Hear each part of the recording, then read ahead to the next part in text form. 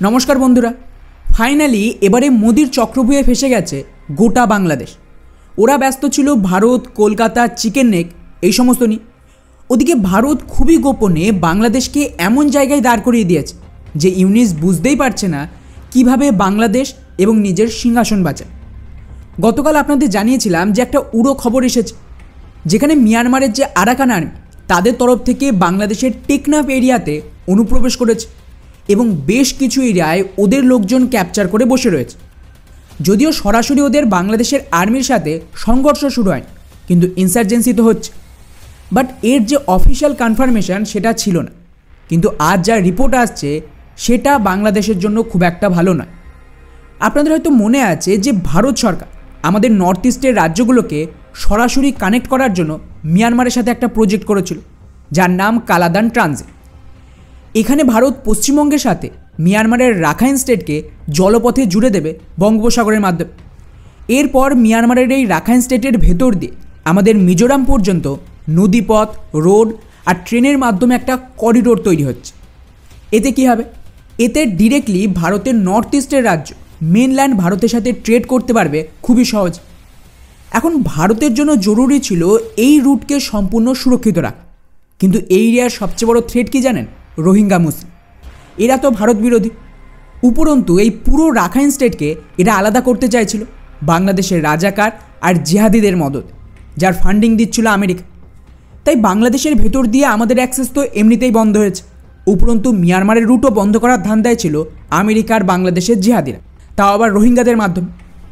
তো ভারত কি করে? নিজেদের ইন্টেলিজেন্সকে কাজে লাগিয়ে এই রাখাইন স্টেটকে সুরক্ষিত করার জন্য আরাকান আর্মিকে পুনরায় শক্তিশালী করতে শুরু করে। এখানে ভারতের দুটো উদ্দেশ্য, একটা বাংলাদেশ আর দ্বিতীয়টা আমাদের এই যে ট্রেড রুট তাকে সুরক্ষিত রাখা রোহিঙ্গাদের হাত থেকে। আর যেমনটা আমি গতকালের ভিডিওতেও বলেছিলাম, এর জন্য আমাদের রাজ্যসভার একজন মন্ত্রী পার্সোনালি গিয়ে কিন্তু আরাকান আর্মির সাথে কথা বলে এসেছিল মায়ানমারের ভেতর। আর গত অক্টোবর মাসে মিয়ানমারের এই যে আরাকান আর্মি তাদের একটা ডেলিগেশন দিল্লিতে এসে অজিত ডোভাল এবং বাকি লিডারদের সাথে বন্ধ দরজায় মিটিং করে। কারণ এটা তো আপনাদের মানতেই হবে যে এই যত ধরনের ইনসার্জেন্সি গ্রুপ রয়েছে এদেরকে চালানোর জন্য ফান্ডিং লাগে, এবং যখন এরা কোনো একটা দেশের আর্মির বিরুদ্ধে লড়ছে তখন এদের ইন্টেলিজেন্স সাপোর্ট, হাতিয়ার, ট্রেনিং এগুলোও তো দরকার। তো আপনাদের মনে হয় যে যদি কোনো বড় দেশ এদেরকে ফান্ডিং না দেয়, হাতিয়ার না পাঠায়, অথবা কিভাবে কোন এরিয়াতে অ্যাটাক করতে হবে তার প্রপার ইন্টেলিজেন্স না থাকে, এরা এত সহজে একটা এত বড় দেশের সেনাকে হারিয়ে ওই দেশের একটা রাজ্যের দখল নিতে পারবে? কোনো দিন না।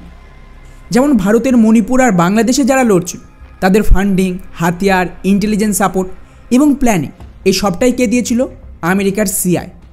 এই জন্যই কিন্তু ওরা লড়তে পেরেছে, তা না হলে ওদের জন্য লড়া কোনো দিন সম্ভব ছিল না। সেমভাবে এই রাখাইন স্টেটে আরাকান আর্মি তৈরি হয়েছিল 2009 সালে, কিন্তু আজ পর্যন্ত ওরা মিয়ানমারে তেমন কিছু করতে পারেন, কারণ বাংলাদেশের সরকার, ভারত আর মিয়ানমারের সেনা প্রত্যেকেই এদের বিরুদ্ধে ছিল।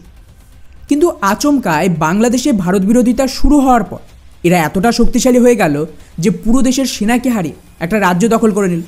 মানে বুঝতে পারছেন, পেছনে ডেফিনেটলি কারোর তো সাপোর্ট রয়েছে, তা না হলে এরা লড়তে পারবে। ফলে খুব সম্ভবত যে ধরনের পরিস্থিতি এবং অ্যাক্টিভিটি ভারত আর আরাকান আর্মির মধ্যে চলছে, বন্ধ দরজায় দিল্লিতে মিটিং হয়েছে, তাতে এখন এই চুক্তির মাধ্যমে ভারত কিন্তু সরাসরি আরাকান আর্মিকে সাপোর্ট দিচ্ছে রাখাইন স্টেটকে দখল করার জন্য। এর বদলে ওরা রাখাইন স্টেটে থাকা রোহিঙ্গাদের এখান থেকে বাংলাদেশের দিকে তাড়াতে শুরু করেছে, এবং বাংলাদেশ ওদের সরকার মাঝখানে ফেসে গেছে। কিভাবে? তো এই আরাকান আর্মি রাখাইন স্টেটে থাকা রোহিঙ্গা, আতঙ্কবাদী এবং যে নর্মাল মুসলিম পপুলেশন রয়েছে এদেরকে বন্দি বানাতে শুরু করে দিয়েছে। এর ফলে কি হচ্ছে?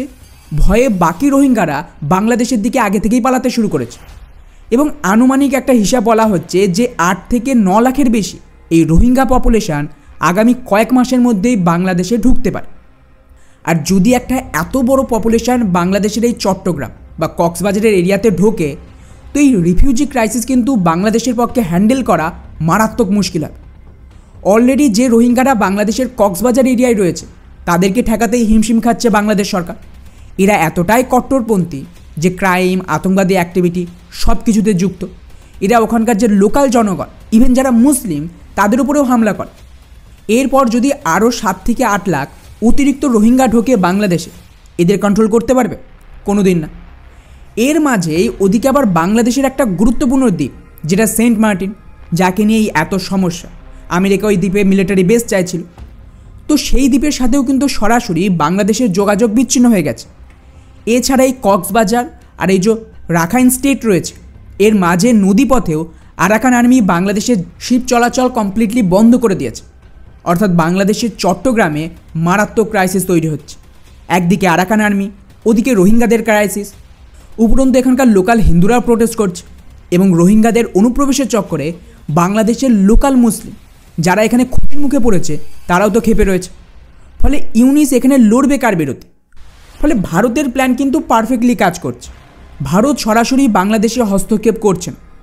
আমাদের নর্থ ইস্টে যাওয়ার রাস্তাও ক্লিয়ার হয়ে গেল আরাকান আর্মির দ্বারা। বাংলাদেশ এবং আরাকানদের লড়াই লাগিয়ে দিল।